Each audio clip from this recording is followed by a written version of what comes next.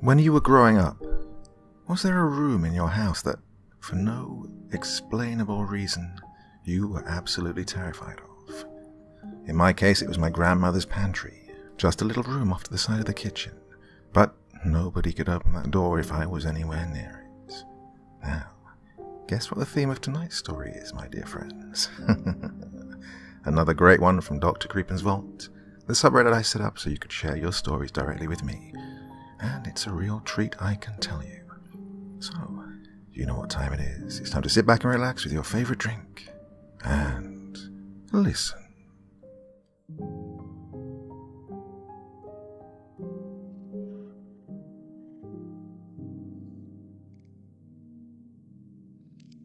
The woman sat in the chilly upstairs room of her 2-story house, where she kept her computer.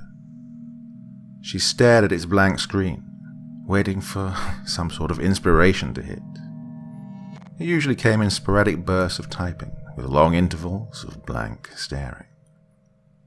She merely sat and waited for it to come.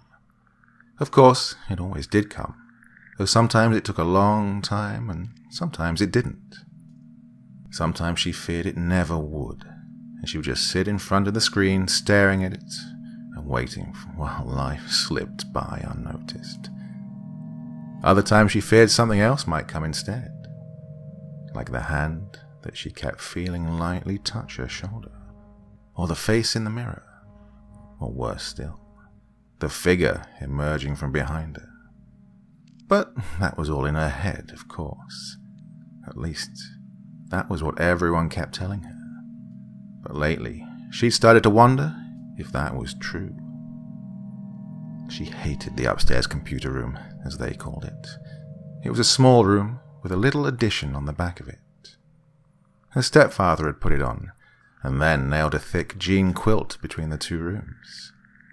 He had done this because the addition had never been finished, and there was no insulation on the walls. It got so cold that she often became afraid that she would simply freeze solid in her chair, fingers poised above the keyboard, ready but never moving. The computer room was originally a bedroom. Okay, it was still a bedroom, but now it was an extra bedroom / computer room. It contained a desk with a computer on it, an open closet, a window, a bed, and, of course, the addition. The blanket wasn't so bad. It was the mirror next to the screen that frightened her late at night, when her parents lay nestled in bed and the house was deathly silent. She would sit there waiting for inspiration to hit her, and her eyes would drift to the right of the screen and settle on the reflection of that blanket hanging in the doorway. Then she would stare at it until she would see a bone-thin hand curl its withered black fingers around the edge of the blanket, and she would jerk her eyes back to the screen and shiver. After that, she began turning music on as she typed. It helped, if only a little. She'd always had a hard time with horror flicks. She loved watching them, but she hated it too. It was hard to explain. She did like to watch them, but there were always the nightmares afterwards. She would lie in the dark when it was over and shudder with fear. It was always a little better if she was at home because, well, then she could cuddle up close to her little dog. Feeling his comforting warm body next to her always dispelled some of the mind-numbing fear. It seemed to bring her somewhat back to reality.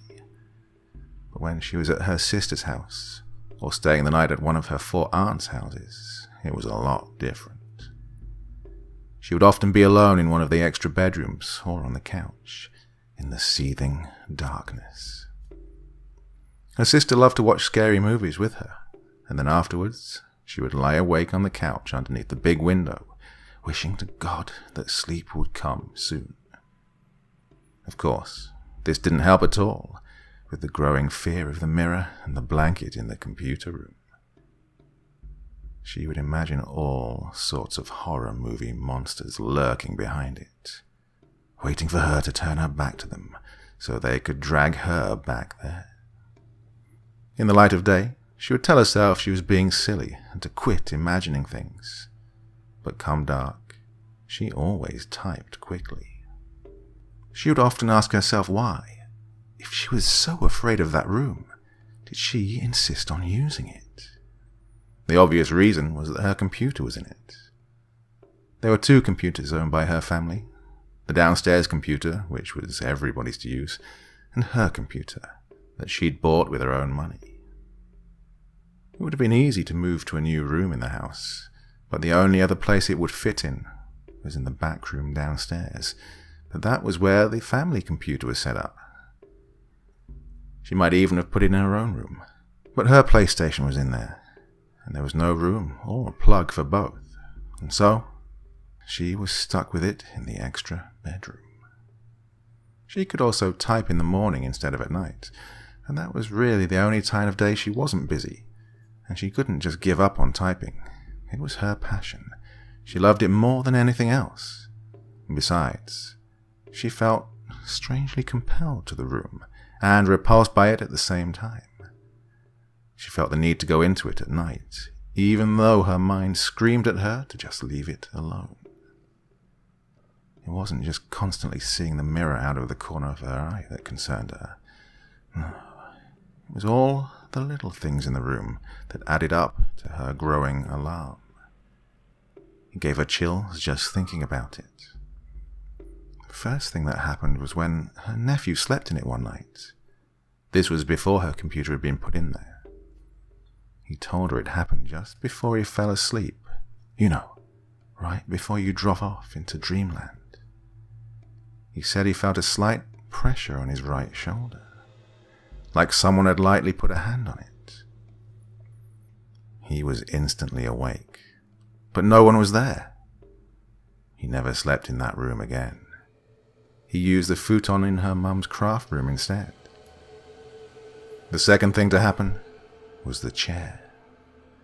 She put one of those big-backed roller chairs in the room for her computer, and then she started to notice that no matter where the chair was facing when she left the room, it was always facing the window, which was directly across from the door when she walked back in. After that, things began to fall into place a little quicker. She began to hear funny noises, like whispers.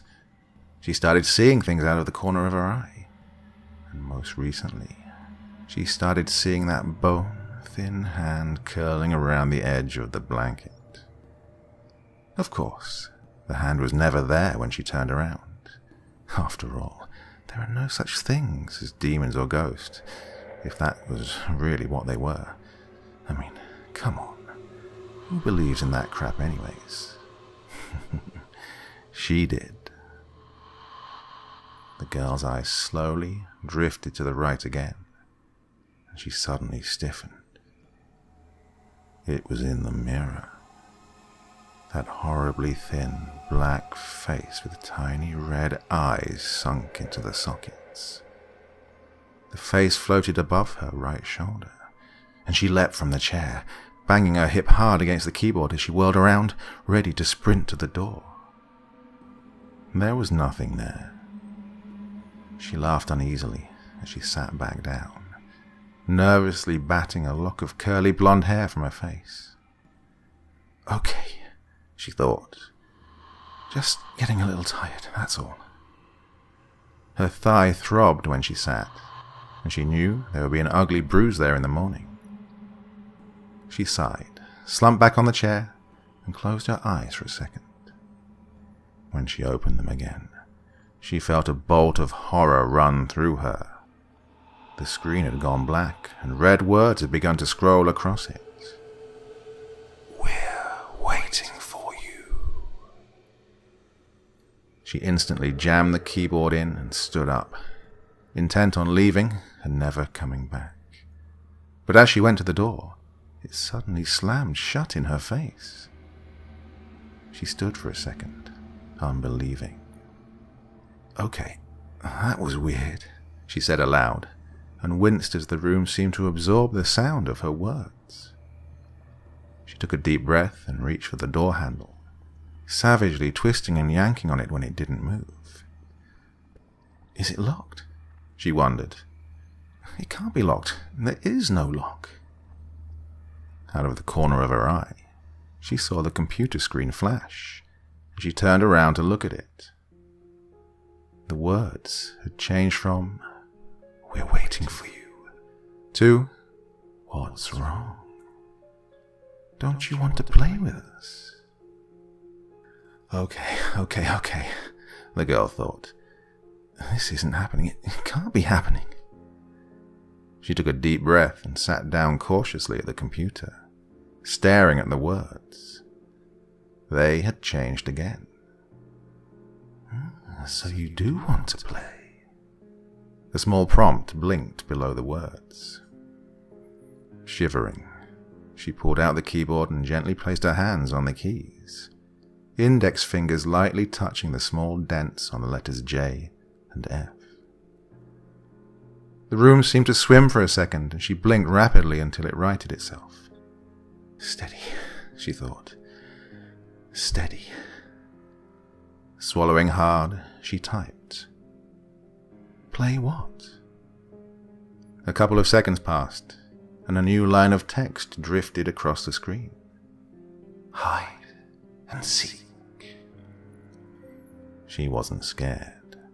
She was terrified. But she closed her eyes and steadied herself again, telling herself that none of this was real. She'd merely fallen asleep in the chair. It was all just a dream. She opened her eyes and her hands fluttered across the keyboard. Who are you? The response was almost instant. 50. Half a second. 49. Half a second. 48. Her eyes widened. 47. It was counting down. 46. What happened when it reached 0? 45. Hide and seek. 44. Suddenly it clicked. 43. It wanted to play hide and seek. 42. And it wanted her to play. 41. Whether she wanted to or not. 40. You should hide now, she thought. 39. She stood up and backed away from the computer. 38. Almost tripped over the chair. 37. She looked wildly around the room. 36. She had to hide. 35. But what happens when it finds me? 34. Her heart beat furiously in her chest. 33. Oh, God, where should she hide? 32. Her breath quickened. 31. The closet? 30. No, the door had been taken off long ago. 29. Under the bed? 28. Maybe, but was she fit? 27. Under the desk? 26. It would find her for sure. 25. The addition? 24. No, she couldn't go in there. 23. She just couldn't. 22. She bent down and looked under her bed. 21. Nothing. Then she got on her stomach. 20. And tried to wedge herself under. 19.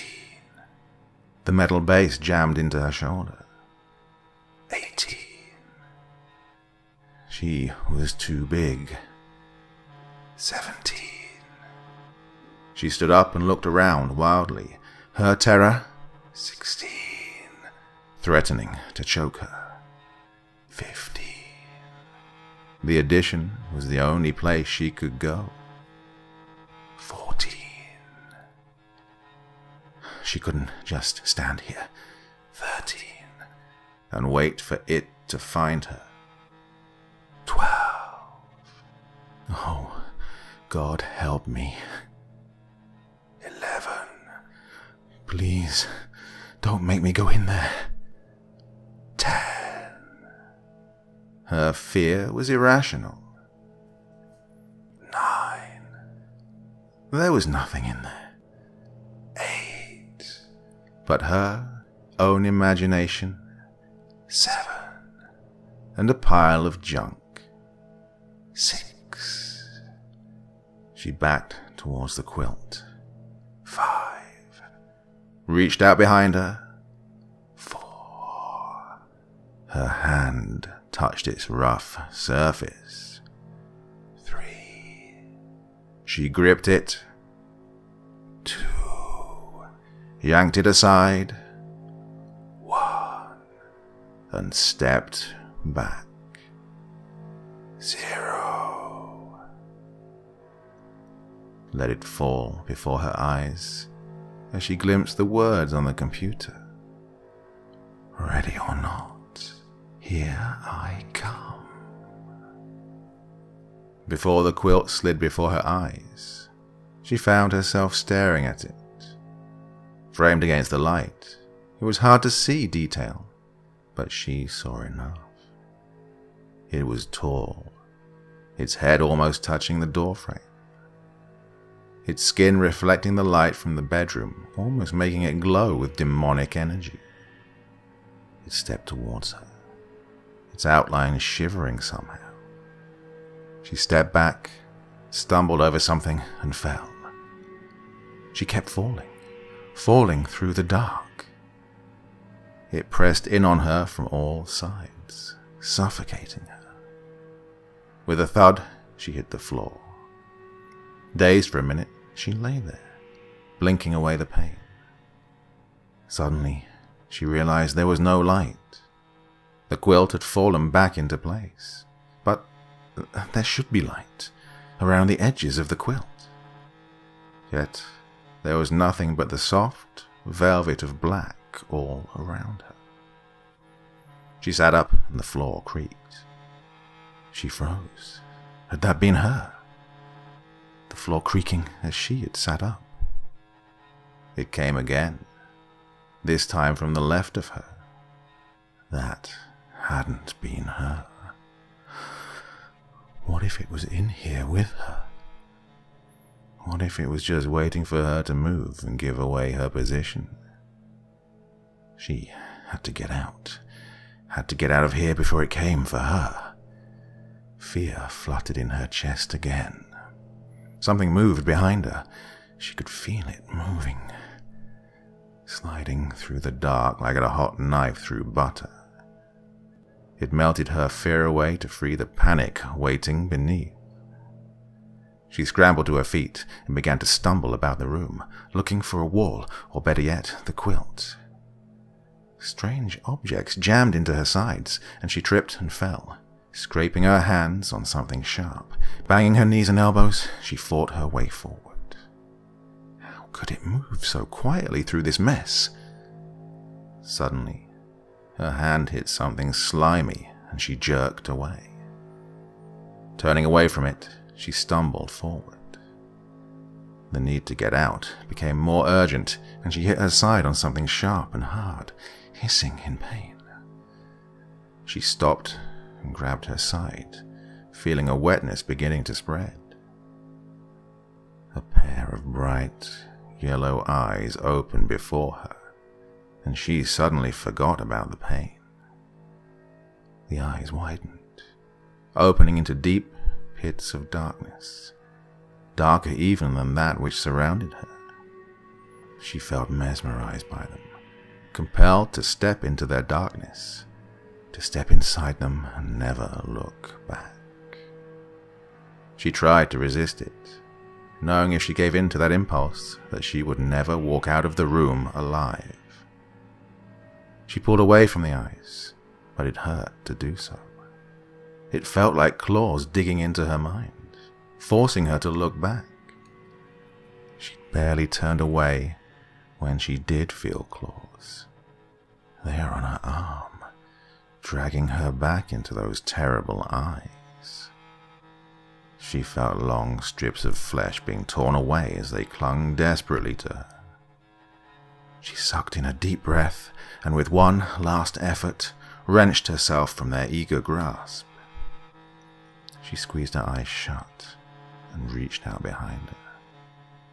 She felt the heavy weight of the quilt beneath her fingers and tore it back excitedly, a shout of victory rising in her throat. The cry died on her lips as she stares into... The girl sat up suddenly. Sweat was dripping down her spine, yet she was as cold as ice. Was this what a chill sweat felt like? She shuddered. Oh, what was wrong with her? Her sleep-blurred vision began to clear, and the sweat froze, leaving little ice trails down her back. This wasn't her bed. This wasn't her room. She closed her eyes and let the chill sweep through her again. Oh, what had happened last night? She could barely remember a thing. She'd been sitting at the computer, working on her latest story when... Her eyes flew open. The computer. She was in the computer room. Dashing from the bed, she rushed over to it. It was still running, but the screen was blank. No words. Relief flowed through her.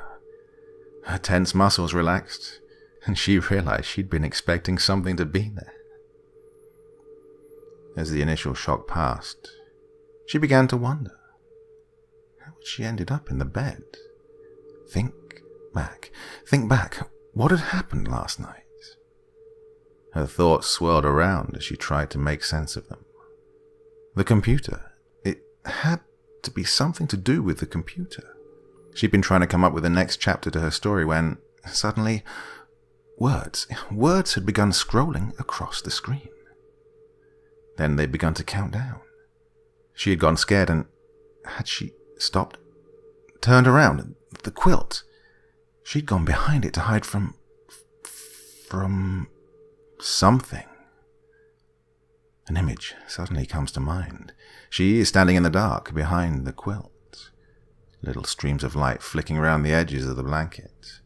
Her hand pulling it back. Long, dark claws jutting from the black-fleshed fingers. The light flickers again and goes out. She is alone. Only she is not. There is something on the other side of the quilt, and it's coming to get her. She shakes her head, bringing herself back from the memory, a memory she can't quite grasp. Gratefully, she lets it slide away instead. She walked over to the door, her eyes never leaving the quilt. She was sure that once she looked away, it would be there, waiting for her. She reached out for the handle, but stopped. It was locked. She knew it was. It had been locked before, and it would be locked again. She would be stuck in this room, playing cat and mouse with this monster forever. Or at least, until it finally caught her. Pulling herself together, she grabbed the handle. It was ice cold in her palm, sealing her skin to its hollow metal surface, forever trapping her within its world. Tears formed in the corner of her eyes as she twisted it, afraid it would shatter in her hand, but even more afraid it would devour her with its cold, turning her very insides to ice. It wasn't locked.